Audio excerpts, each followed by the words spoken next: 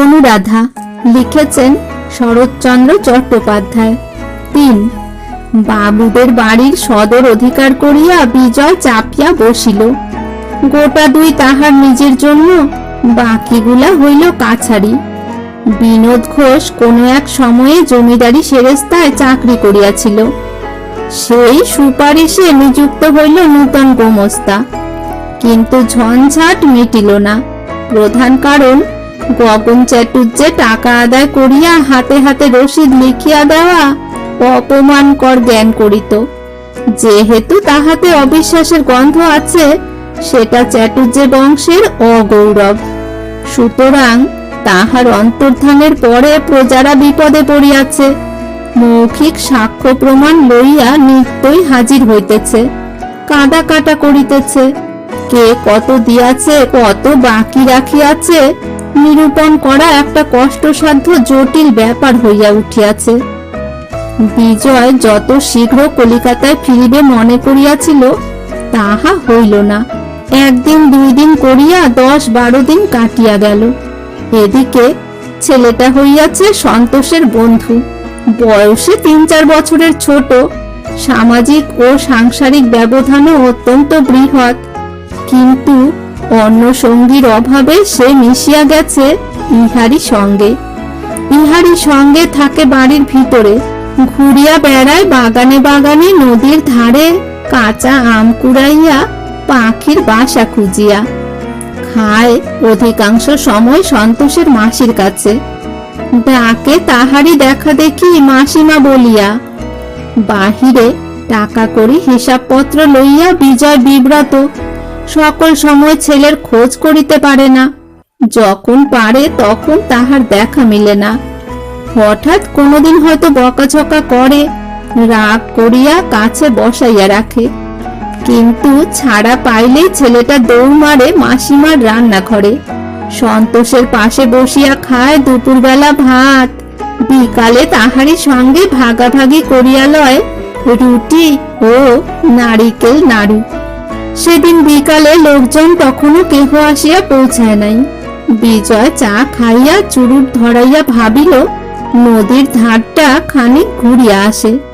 হঠাৎ মনে পড়িল সমস্ত দিন ছেলেটার দেখা নাই। পুরাতন চাকরটা দাঁড়াইয়াছিল, জিজ্ঞাসা করিল, কুমার কোথায় রে? সে ইঙ্গিতে দেখাইয়া কহিল, বাড়ির মধ্যে। ভাত খেয়েছিল? না। জোর করে ধরে এনে খাওয়াস না কেন?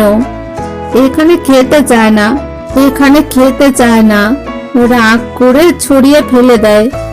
কাল থেকে আমার সঙ্গে ওর খাবার জায়গা করে দিস। এই বলিয়া কি ভাবিয়া আর সে বেড়াইতে গেল না, সোজা ভিতরে গিয়া প্রবেশ করিল। সুদীর্ঘ প্রাঙ্গণের অপর প্রান্ত হইতে পুত্রের কণ্ঠস্বর কানে গেল, মাসিমা, আর 1 কানা রুটি আর 2টো নারকেল নাড়ু, শিগগির।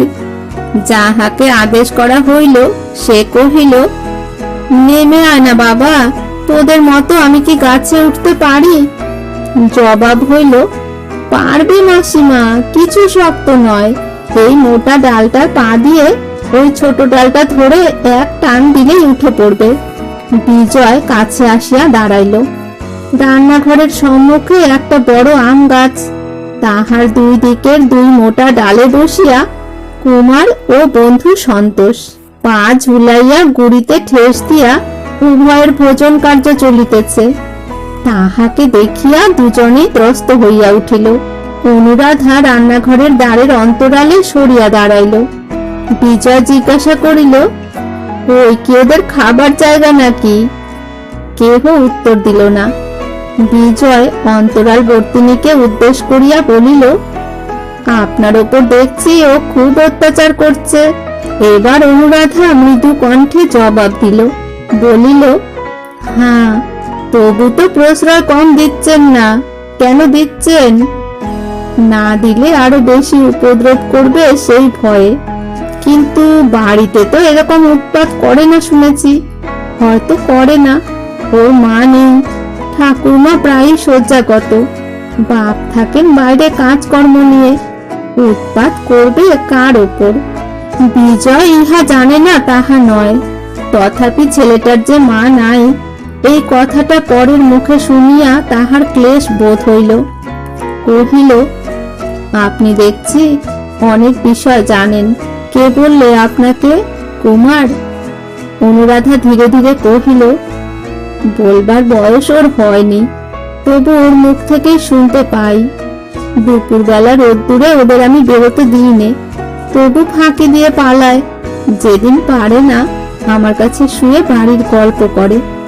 বিজয় তাহার মুখ দেখিতে পাইল না, কিন্তু সেই প্রথম দিনটির মতো আজও সেই কণ্ঠস্বর বড় মধুর লাগিল। তাই বলার জন্য নয়, কেবল শোনার জন্যই কহিল, এবারে বাড়ি ফিরে গিয়ে ওর মুশকিল হবে। কেন? তার কারণ, উপদ্রব জিনিসটা নেশার মতো।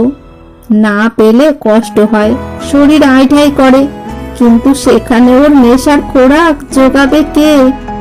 দুদিনেই তো পালাই পালাই করবে। অনুরাধা আস্তে আস্তে বলিল, না, ভুলে যাবে। কুমার, নেমে এসো বাবা, রুটি নিয়ে যাও।